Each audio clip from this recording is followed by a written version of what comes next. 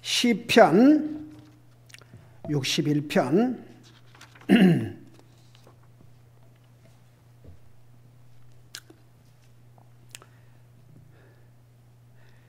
5절에서부터 5절 6절 두 절만 우리 같이 읽겠습니다. 5절 6절 시작. 오 하나님이여, 주께서 나의 서원들을 들으시고 주의 이름을 두려워한 자들이 얻을 유산을 내게 주셨나이다. 주께서 왕의 생명을 연장하사 그의 연수가 여러 세대에 이르게 하시리이다. 아멘. 앉으시기 바랍니다. 다윗은 참 결국은 위대한 왕이 되었고 부귀 영화를 누리고 그 후손을 통해서 우리 인류의 메시아 예수님이 오셨지만 참 개인적으로는 많은 고난과 위험을 많이 겪은 사람입니다. 다윗의 그 생애를 보면 그야말로 그 파란만장하다는 한국말 있죠. 그 문자인데 파란만장. 여러분 그 파도가 확 치면 그 무섭지 않습니까? 진짜. 그야말로 수많은 어려움과 수많은 진짜 위험을 수없이 겪었습니다.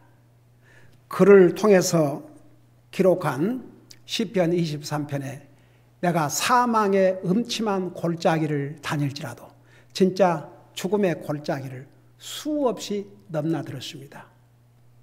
근데 결론을 보자고요. 하나님께서 그를 지키셔 보호해 주셨습니다. 사울 왕이 그를 죽이려고 8년이라는 세월을 쫓아다녔습니다. 하나님께 살려주셨습니다. 심지어 나중에는 자기 오은 자식이 반란을 일으켰습니다. 그야말로 그 얼마나 치욕이요.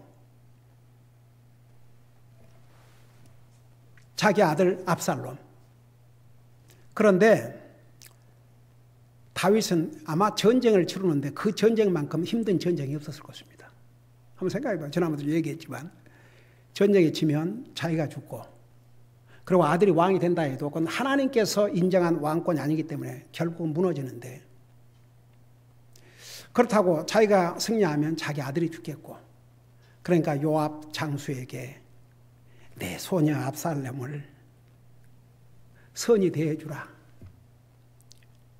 결국은 그 압살롬을 죽였지 않습니까? 이제 다윗은 이제 살게 되었고 다시 왕의 자리를 복귀하게 됐지만 아들 압살롬의 죽음을 들은 다윗은 엉엉 울었다고 그랬습니다. 엉엉 울었습니다. 식음을 전폐했습니다. 그리고 뭘 하십니까? 차라리 내가 대신 죽었더라면 좋았을 것을. 그래서 자식은 절대 부모 입장을 이해를 못해요. 근데 그런 상황에서도 하나님께서 그를 살려주시고 결국은 모든 전쟁의 위험과 모든 그런 진짜 그냥 기가 막힌 상황에서도 건짐을 받았는데 다윗은 항상 어려움을 당할 때마다 주님을 피해간 것이 아니고 주님을 더 가까이 했고 사람의 도움을 먼저 구한 것이 아니고 하나님의 도움을 구했고 그는 잘못을 책망받았을 때 변명하지 않았습니다. 그게 망한 사울과 다른 모습이었습니다. 사울은 책망하니까 변명을 앞서 했습니다. 변명이었습니다. 변명. 이래 해서 사무엘 선지자가 늦게 오셔가지고 다른 사람에게 손가락질을 맞췄습니다. 나중에 아말렉 가서 그들을 다 죽이라고 했음에도 불구하고 변명했습니다. 백성들이 두려워서 그러다가 이제 결국 망했죠. 근데 다윗은 책망을 받자마자 하나님 앞에 무릎을 꿇었습니다. 눈물로 베개를 적셨다고 했습니다. 진실로 뉘우쳤습니다. 정말 회개했습니다. 그 마음을 우리 주님은 사랑하셨어요. 그래서 다윗의 하트와 나의 하트는 딱 하나를 이루고 있다고 그랬어요. 그것을 한국말로는 내 마음에 딱 맞는 자다. 우리가 하나님 앞에 그런 칭찬을 듣는다면 얼마나 좋겠습니까? 와, 내가 너를 보니 진짜 너 마음가짐과 생각하는 것이 딱 내 마음에 맞다. 그 얼마나 행복한 삶입니까? 근데 이제 하나님께서 40여 명의 하나님의 사람들을 하나님 말씀을 기록하는 도구로 사용하셨지만 하나님께서는 그들의 믿음과 그들의 인격과 그들의 경험과 그들의 지식을 다 사용하셨습니다. 베드로는 어부 출신입니다. 그러나 예수님으로부터 직접 3년 동안 훈련을 받았습니다. 어느 세상 학교보다도 주여 모든 지혜의 근본이신 주님 밑에서 3년 동안 교육을 받았습니다. 그런데 그 베드로후서에 보면 그 베드로를 통해서 뭐라 그랬습니까? 내 형제 바울이 쓴 책은 어렵다고 그랬습니다. 그래서 함부로 해석을 하다 멸망할까 조심하라고 그랬습니다. 그러니까 이 사울은 세상적으로 아주 지식이 많은 사람이었습니다. 요즘으로 말하면 박사학위를 몇 개를 가지고 있는. 근데 하나님께서 그것조차도 그가 예수님을 안 믿었다면 그 모든 지식이 다 쓸모없는, 그리고 도리어 그를 하나님으로 앞으로 돌아올 수 없는 그 장애물이 됐겠지만, 그가 주님을 믿음으로 그 모든 것이 다 쓰임을 받게 됐어요.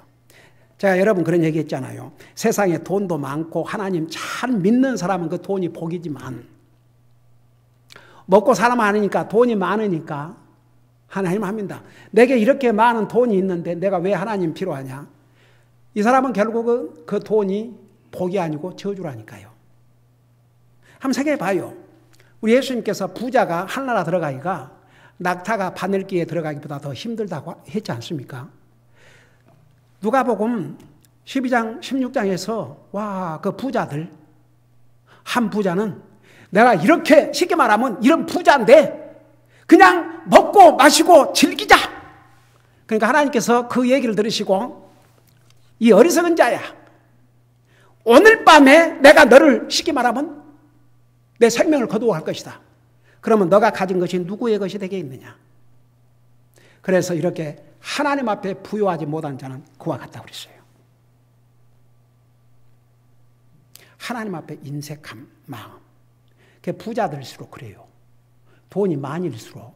여러분 돈이 많으면 더 하나님 앞에 더 들을 것 같아요? 아니에요. 더 인색해요. 다른 데서는 제너러스하면서. 그러고 보세요. 돈 많은 부자들, 그러니까 돈도 많고 하나님 잘 믿으면 그 돈도 복이지만, 돈이 많으니까 하나님 잘 안 믿으면 그 돈이 복이 아니라니까요. 저주예요. 세상에서 많이 배웠기 때문에 하나님 안 믿는다 그러면 세상의 그 많은 지식이 결과적으로는 복이 아니고 저주예요. 저주. 난 아직도 정말 너무 파워풀 감정, 너무 사랑스러워요. 우리 한 형제 처음에 미국 와서 복음을 전했을 때, 와, 그 교만. 부부가 서울대를 나왔고, 한국에서는 이제 서울대 그러면 어떻든 수석으로 졸업하고 미국 버클리에서 국비 장학금으로 왔고, 그리고 그 미생물, 마이크로 바이올로지, 미생물, 그러니까 모든 걸 따져봐야 돼요. 그 복음을 전하니까 나한테 고모분이 기도하라면 하겠지만 그건 제 스스로 의지로 하는 것이 아닐 것입니다. 그래서 그럼 하지 마라. 할 필요가 없다. 그래서 그냥 보냈어요. 그리고 나중에 이제 자식을 낳아가지고 애 첫애가 안 돼서 이게 자식도 낳아봐야 어른이 되는 것 같아요. 자식을 낳아보지 아니하면은 그런 면에서는 자식을 가져봐야, 와, 이게 부모와 자식이라는 게 이런 거구나. 그 하나님. 그러면 결혼 안 하고 사는 사람들은, 결혼 안 하는 사람들은 그 라이프 자체를 주님 앞에 드리고 사니까 믿는 사람들. 그러니까 여러분, 제 두 딸들 주님 섬기고 살겠다 이거예요. 성경에 뭐라 하십니까? 시집 보내는 것도 잘한 것이지만 시집 안 보내는 게 더 잘한 것이라고 했어요. 결혼한 것도 잘한 것이지만 결혼 안 하는 게 더 잘한 것이라고 했어요. 그래서 성경에 자세히 설명했지 않습니까? 남편이 있는 자는 내가 어떻게 남편을 기쁘게 하고 아내가 내가 어떻게 내 아내를 기쁘게 할고. 아무래도 주님 섬기는데 올인하기 어렵죠.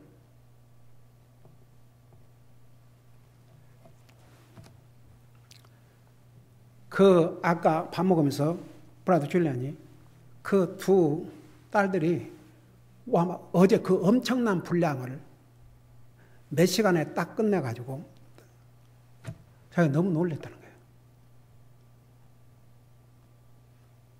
할 말이 없대요.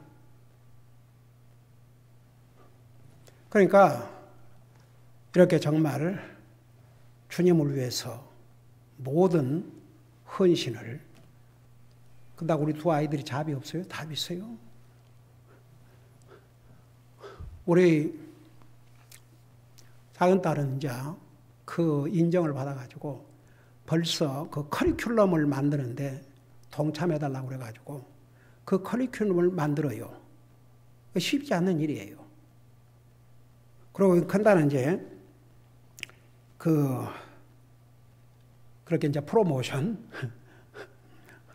승진을 해놓으니까 굉장히 이제 어려운 케이스들을, 그러니까 그 뒤에 하고 계속 이제 많은 질문을 한답니다. 그 질문을 다 답해 줘야 되고 또 선거철이 다가오니까 그런 케이스들, 그 다음에 이 대외적으로 그 많은 그 자료들을 이과할 때 이것을 퍼블리컬리 오픈되는 이것을 다 우리 김자매가 판단해서 결정을 해야 돼요. 그러니까 검찰총장은 미국은 선거직으로 되지 않습니까? 그러니까 저기도 잘 모르니까 물어볼 수밖에 없어요. 그리고 이제 그 미팅을 호스트를 주재를 해서 해야 되고 정신없이 바빠요. 그야말로. 그럼에도 불구하고 주님의 일이라고 하면, 그러니까 저도 만일에 억지로 인상 쓰고 마지못해 사면 제 마음이 어떠겠습니까? 그렇게 하려면 때려치워라. 근데 기쁨으로, 즐거움으로. 우리 버글리 제 조카 어제 이제 그런 것을 또 그 브라더 줄리안이 이제 다 본 다음에 거기와 링크를 좀 해줬으면 좋겠다고 이렇게 연결을 시켜서 더 많이. 그래서 이제 연락을 했죠, 제 조카한테. 근데 이제 그게 조금 그 작업이 많이 필요했던 것 같아요. 그 제가 최선을 다해서 하겠습니다. 근데 아침에 연락이 왔어요. 지금 막 올렸습니다. 그 들어가 보니까 다 링크를 해서 다 작업을 마쳤어요.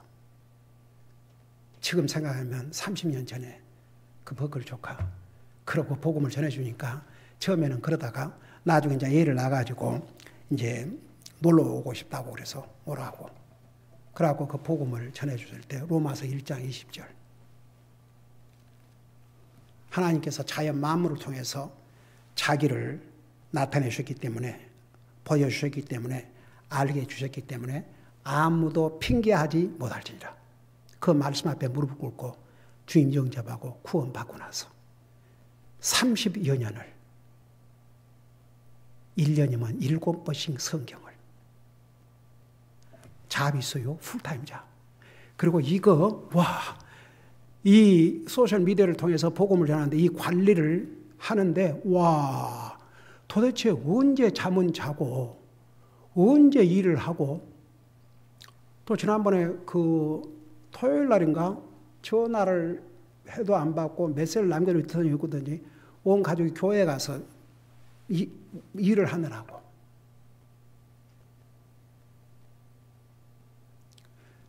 와, 기쁜 마음으로, 즐거운 마음으로, 감사한 마음으로. 그 내가 어떨 때 이제 그 메시지를 네가 봐서 조금 네가 좀 확인을 해서 이거 내보내도 되겠는지 그러면 뭐라는 줄 아세요? 고모님, 그건 제 영역이 아닙니다. 감히 제가 어떻게 판단합니까? 그러니까 내가 판단하는 얘기는 그게 이제 그것을 통해서 보내도 될 메시지인지 아니면은 이제 너무 긴지 짧은지 그런 것을 이제 얘기하는 것인데 그 내용에 대해서는 제가 감히 그러니까 그건 정말 고모님이 성령님 인도하신 대로 하시고 그 시간 조절 이런 것은 그건 뭐 자기가 맞춰서 해 나가겠습니다. 와, 저는 멀리 가지 않고 내 가장 가까운 데 있는 그들이 주님을 영접하고 구원받고 변화된 모습, 한국의 내 조카들 가운데서 그 메시지를 보내면 너무너무 제 영적으로 힘을 얻고 있습니다. 작은 아버지 감사합니다. 옛날에 파라과이에 사는 누님 조카 거기하고 이렇게 컨택이 끊어져 가지고 정말 기도를 했어요. 어떻게 해서 이거 다시. 근데 그 조카가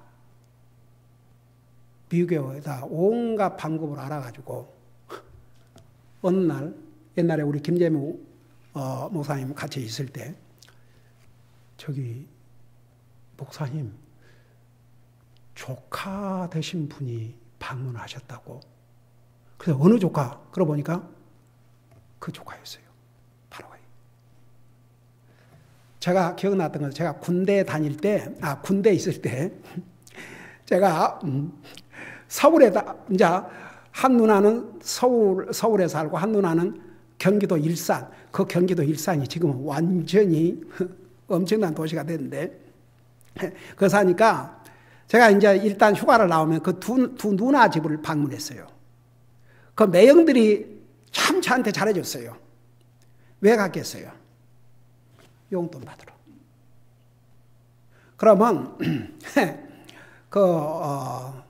한 매형은 자기 양복 빌려주고 두 누나들 돈 집어넣어주고 그러면 그거 가지고 잘 사먹고 놀고 이제 시골까지 가려면 좀 시간이 걸리니까 어떻든 근데 그때 걔가 13살인가 그랬어요. 군대 때 티네이저. 그 아이 머릿속에는 항상 재밌는 삼촌, 나한테는 그 이쁜 조카, 아주 잘생겼어요. 여자아이인데 근데 세상에 결혼하고 몇십 년 만에 찾아왔는데 참 기가 막혔어요. 그 메시지를 이렇게 설교 메시지를 내가 안 보내줘도 자기가 찾아서 다 듣는데 이렇게 메시지를 삼촌 메시지를 들을 때마다 자기의 영혼을 정말 그냥 시원하게 여러분 보세요. 그런 기준을 아무라도 가지고 있는 게 아니에요. 구원받은 하나님의 자녀로서 말씀의 가치를 알기 때문에 그러는 거예요. 그러니까 정말 다윗의 하트, 다윗의 마음, 다윗은 변명하지 않았어요. 잘못을 지적받으면 바로 회개했습니다. 그리고 항상 하나님을 찾았습니다. 그리고 누가 자기를 진실로 도와주실 분인지를 다윗은 알았습니다. 그는 진짜 하나님이 어떤 하나님인 것을 분명히 알고 100% 트러스트에 있습니다. 그러니까 하나님께서 이 다윗을 통해서 정말 이 주옥 같은 하나님의 말씀을 기록하신 것이죠. 그래서 여기 보세요. 오 하나님이여 주께서 나의 서원들을 들으시고 여러분 다윗은 하나님 앞에 약속한 것은 반드시 지켰습니다. 손해가 날지라도, 하나님 앞에 약속하고 손해가 날지라도 하나님 앞에 그 약속을 지키는 것. 성경에는 손해가 날지라도 약속을 지키라고 했습니다. 우리가 하나님 앞에 약속한 것은 손해가 날지라도 그 약속을 지키면 하나님께서 그 손해 100배 만배로 보충해 주세요, 도리어. 그러니까 항상 믿음의 문제지 환경의 문제 아니에요. 우리는 믿음으로 살아야지 구원받는 하나님의 자녀로서 기분에 내키는 대로, 환경에 내키는 대로, 내키는 대로, 그건 믿음이 아니에요. 우리 형제 자매님들. 내키는 대로. 구원받는 하나님의 자녀는 마음 내키는 대로, 기분 내키는 대로, 형편되는 대로가 아니고 그 모든 것을 이기고 승리할 수 있어야 그게 이제 믿음으로 사는 것이죠. 그래서 주께서 나의 소원을 들으시고 주의 이름을 두려워하는 자들이 얻을 유산을 내게 주셨나이다. 여러분, 성경에 주를 두려워하라, 주를 두려워하라, 주를 두려워하라, 주를 두려워하라. 여러분, 주님을 두려워해야 하나님 바로 믿고 바로 섬겨요. 주님을 두려워함이 없이는 하나님의 일에 소홀히 할 수밖에 없고 하나님 특별히 그렇게 일을 안 해요. 하나님을 두려워함이 있어야죠. 여러분, 이 사람이 죄의 네이처를 갖고 있기 때문에 믿는 사람이나 안 믿는 사람이나, 여러분 직장에서도요, 엄격하면요 제대로 하게 되지만 그 매니저고 주인이고 그냥 헐레벌레 하고 그냥 그러면 종업원들이 주인의 심정을 뛰어넘어서 열심히 일할 것 같습니까? 안 해요. 그게 죄의 속성을 가진 사람의 모습입니다. 우리 자매님은 사업하셔가지고 종업원들 다 주인 눈치 봐가면서 그저 어떻게 해서든지 그런 거 다 보셨잖아요. 그게 죄의 속성을 가진 사람들의 모습이에요. 근데 보세요. 주님을 일단은 두려워해야 주님을 바로 예배하고 섬기고 삽니다. 그러니까 여기에 주님을 두려워한다는 것은 주님을 두려워서 벌벌 떨라는 것이 아니고 지극히 주님을 공경하는 자세. 그게 주님을 두려워하는데, 그러면 주님을 두려워할 자들이 얻을 유산을 내게 주셨나이다. 그런데 보세요. 자, 여러분, 다윗이 가나안 땅, 그러니까 다윗이 다스리던 가나안 땅은 하나님께서 이스라엘 백성들에게 주신 뭐였어요? 상속 유산이었지 않습니까? 그렇죠? 근데 다윗 왕 시대에 그 하나님께서 아브라함과 이삭과 야곱에게 약속하신 기업의 땅, 상속의 땅 잃었어요? 안 잃었어요? 다윗 왕 때 안 잃었지요. 나중에 다윗 왕이 죽고 난 다음에 솔로몬 아들 르호보암 왕 때 남북으로 나눠졌지요. 그때는 하나님께서 약속하신 땅을 다 차지하고 다스렸습니다. 다윗 왕 때는. 하나님께서 약속하신 그 유산을 하나도 잃지 않게 해주셨어요. 왜? 다윗은 하나님을 두려워하는 사람이었기 때문에.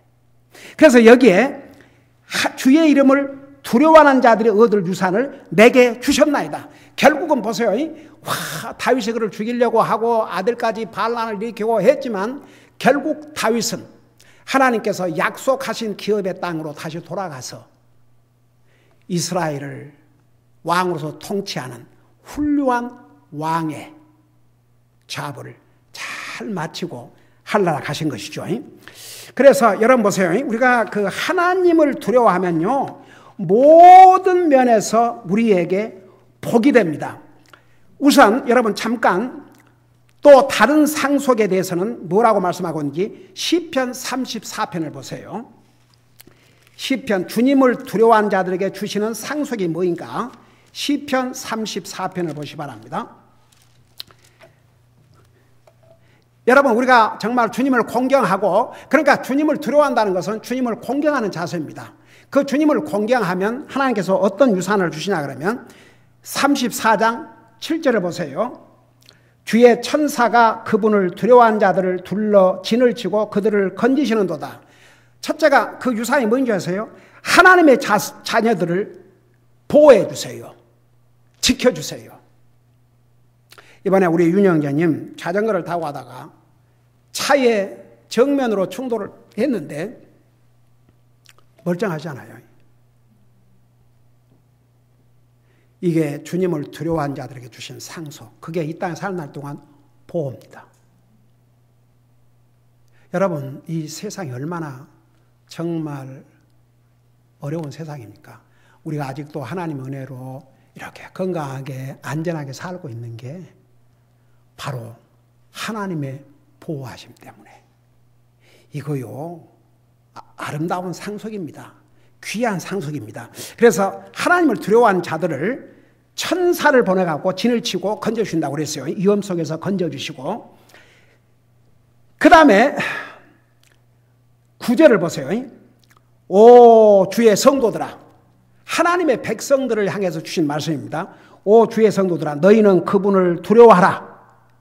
왜 성경에 그분을 두려워하라 했느냐? 여러분, 사실 하나님께서 우리에게 복을 주시기 위해서 주님을 두려워하라는 그러신 거예요. 뭐 하나님 무서워서 벌벌 떨라는 게 아니고 주님을 두려워함, 공경함이 있어야 하나님 제대로 믿고 제대로 예배하고 제대로 섬기거든요. 그러니까 왜 하나님께서 이런 걸 하라, 우리에게 복을 주시기 위해서, 이런 거 하지 말라, 우리에게 복이 되게 하기 위해서. 그러니까 우리에게 복이 되는 것은 하라 그랬고 우리에게 복이 안 되는 것은 하지 말라 그러셨고. 그러니까 왜 하나님을 두려워하라 하셨느냐? 하나님 두려워하면 100% 우리에게 복이 되기 때문에. 그러니까 우리 자녀들, 우리 성도들을 위해서 기도하면서 항상 주님을 두려워하는 삶을 살게 해주시옵소서. 여러분, 이 목사가 우리 자녀들, 우리 가족들, 우리 성도들 복이 되게 하기 위해서 이런 기도를 드리지, 복이 안 되게 하기 위해서 이런 기도를 드리겠습니까? 만일 복이 안 되게 하려면 하나님 두려워하지 말고 자기 멋대로 살게 해주시옵소서 그래야지. 복이 되니까. 하나님께서 복을 주셔야 되는데 그 복을 주시려면 복 받을 일을 해야 되니까. 그 중에 하나가 주님을 두려워하는 것인데, 그래서 이게 뭐라 하십니까? 주의 성도들아, 너희는 그분을 두려워하라. 그분을 두려워하는 자들에게는 부족함이 없도다. 와, 여러분, 사람이 모든 것을 가져야 부족함이 없을 것 같지요? 여러분, 돈 많은 사람들 항상 부족해요. 그래서 더 돈 모으려고 그래요. 아예 돈 모을 것도 없는 사람은 뭐 모으고 저거 하고 생각할 필요도 없어요. 그냥 그때그때 공급해 주신 것으로 먹고 감사하고 살지. 뭘 돈이 있어야지. 그런 사람이 더 해피해요. 근데 이제 돈이 있는 사람은 자꾸 모으려고 그래요. 그 모으는 욕심. 그래, 뭐하고 다 자기가 쓰지도 못할 건데 자꾸 모으려고 그래, 모으려고. 그걸 잘 모아서 하나님 사업을 위해서도 귀하게 쓰고 다 이렇게 한다면야, 그건 이제 그렇다고 막 퍽퍽 마음대로 웨이스트 그런 게 아니고, 그런 의미에서 산다면 몰라. 근데 자기 욕심을 채우기 위해서. 근데 많은 부자들이요, 와, 부자들의 욕심이 끝이 없어요. 채워도 채워지지 않아요. 마치 깨진 독에, 깨진 그릇에 물을 넣어봤자 채워지지 않듯이 그래요. 여러분, 그래서 부자가 한나라 가기가 낙타가 바늘기에 들어가기보다 힘들다고 하신 것이죠. 그래서 주의 성도들아, 특별히 하나님의 사람들에게 너희는 그분을 두려워하라. 그분을 두려워하는 자들에게는 부족함이 없도다. 여러분, 사실 다윗은요, 목동에서부터 시작했어요. 절대 그 다윗의 집안이 부자 집안이 아니었습니다. 어떻게 보면 아주 평범하고도 그렇게 평범하고 양쳐서 먹고 사는 그런 집안이었어요. 그런데 다윗이 이런 자리에까지 오르고 그 후손을 통해서 인류의 메시아가 오시고 그 다윗을 통해서 이 많은 성경책을 기록하시고 마태복음 1장에 우리 예수님의 족보에 그 이름이 기록되어 있는 것은 바로 이 믿음 때문에, 전적으로 하나님을 믿고 의지하고 주님을 두려워하고 살았기 때문에, 그래서 이 모든 복이 주어진 거예요.